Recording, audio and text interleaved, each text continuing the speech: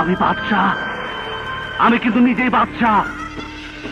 আমার এই জায়গায় আসতে কেউ সাহায্য করে নাই। আমি কেন বাদশাহ হয়েছি ও জানে। আমার বাদশাহ বানাইছে। তুই কিন্তু বহুত বড় জায়গায় হাত দিচ্ছস বাদশাহ।